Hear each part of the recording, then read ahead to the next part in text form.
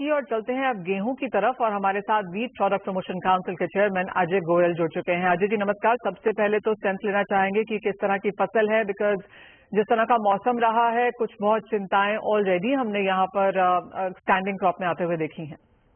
देखिए, अभी तक जो रिपोर्ट्स आ रही है काफी फेवरेबल है और बल्कि जो है थोड़ा बहुत एकरेज जो है वीट पे शिफ्ट हुआ है। ऐसे अनुमान लगाया जा सकता है कि 2 से 3% एकरेज बढ़ेगा इस साल।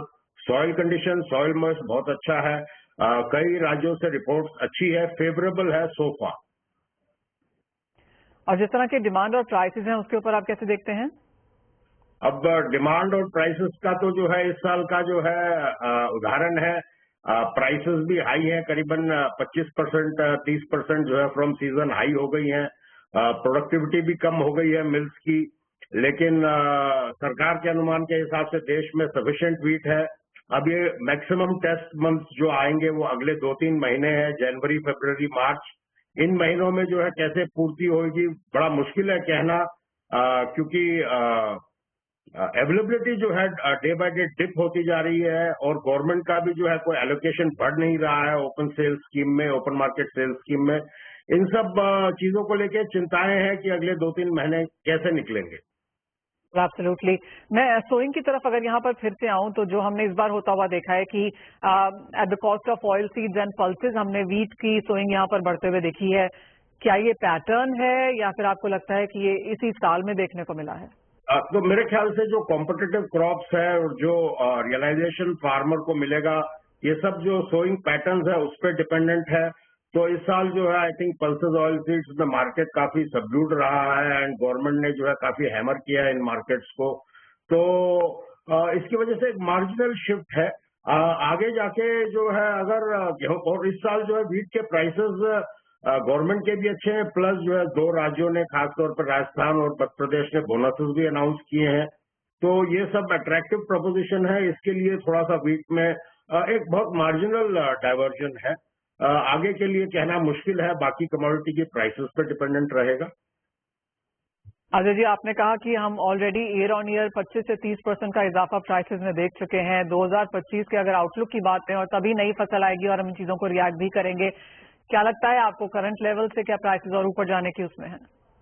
देखिए, अभी तो मार्जिनल 2-4% जो है, 1-आध रुपया किलो जो है बढ़ने की उम्मीद है मैक्सिमम अगले आने वाले 2-3 महीनों में। अगर डिमांड स्पर्ट रहा और सप्लाई लाइन तो बहुत ही ड्राई है, तो उस वजह से हो सकता है कुछ स्टेशंस में एबरेशन हो।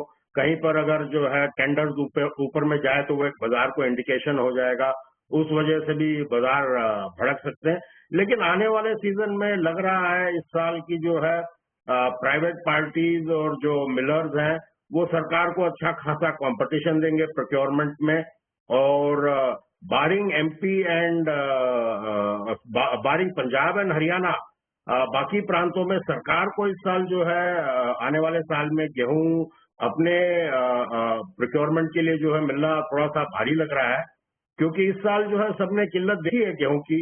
और सप्लाई लाइंस काफी ड्राई रहे, काफी फीबल रहे। हालांकि डिपेंड्स आप किस जगह बैठ के जो है ये नजरिया ले रहे हैं। जो वीट प्रोड्यूसिंग स्टेट्स हैं उधर अभी भी थोड़ी बहुत अवेलेबिलिटी है, लेकिन जो फार फ्लंग स्टेट्स है, जो नॉन प्रोड्यूसिंग कंज्यूमिंग स्टेट्स है, वहां पर माल पहुंचना आज की तारीख में मुश्किल है। खासतौर पे यूपी और पंजाब में अभी भी थोड़ी बहुत जो है लोकल स्टॉकिंग, लोकल अवेलेबिलिटी अच्छी है और एमपी मोर और लेस ड्राई हो चुका है। तो मुझे लगता है आने वाले साल में काफी लोग अपने आप को, खास तौर पे जो एंड यूजर्स हैं, वो अपने आप को सिक्योर रखना चाहेंगे सप्लाई लाइंस के ऊपर। तो सीजन में जो है बहुत ज्यादा कोई ड्रॉप होने की उम्मीद कम है इस साल।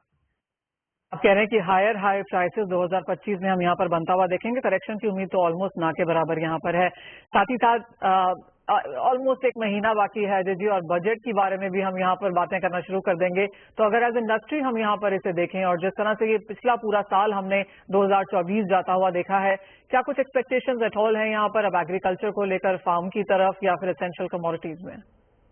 नहीं तो जो फ्री ट्रेड है वो धीरे धीरे खत्म होता जा रहा है। स्मॉल इंडस्ट्री है वो धीरे धीरे खत्म होती जा रही है। ट्रेडर दूर भागता जा रहा है इस व्यापार से, खास तौर के गेहूं के व्यापार से, क्योंकि इतनी बंदिशें लगाई जाती है और अनसर्टेनिटी बढ़ गई है।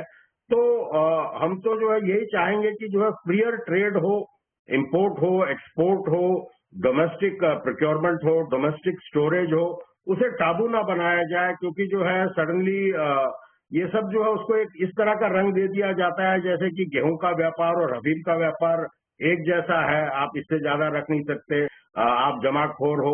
तो इन सब चीजों से मैं देख रहा हूँ कि जो व्यापारी वर्ग है और जो लघु उद्योग है वो धीरे धीरे कमजोर होता जाता है और वो अपना इन्वेस्टमेंट इस क्षेत्र से निकालता जा रहा है। तो मुझे ये आशा है कि सरकार इस चीज पे गौर करेगी और स्मॉल ट्रेड, स्मॉल इंडस्ट्री, जो यहाँ की जो है लोकल इंडस्ट्री है, क्योंकि वीट की अवेलेबिलिटी डोमेस्टिकली है, कोई जरूरी नहीं है कोई वीट मिलर को एक पूरा जहाज मंगाना हो 10-12 हजार टन का, वो स्मॉल ट्रेड से भी अपना इंडस्ट्री और बिजनेस चला सकता है और अच्छी खासी कंजम्पशन है। तो इस बारे में अगर सरकार गौर करे तो आने वाले दिनों के लिए अच्छा रहेगा। वेल, बहुत पॉजिटिव पॉइंट। ऑफ कोर्स अगर फ्री ट्रेड की यहाँ पर बात की जाए, जो छोटे कारोबारी हैं, जिस तरह की मूवमेंट्स है, स्ट्रिंजेंट मेजर सरकार की तरफ से रहे हैं, सिर्फ गेहूं में नहीं बाकी बहुत सारी कमोडिटीज में ये एक सेंटिमेंट है जो हमने क्रॉस सेक्टर्स फ्लो होता हुआ देखा है। अजय जी, बहुत शुक्रिया आज हमारे साथ यहाँ पर जुड़ने के लिए, 2024 की बात करने के लिए, आउटलुक 2025 पर बात करने के लिए, और ऑफकोर्स आपकी क्या बजट एक्सपेक्टेशन है वो भी हमारे समक्ष रखने के लिए। वेल, अजय, आपने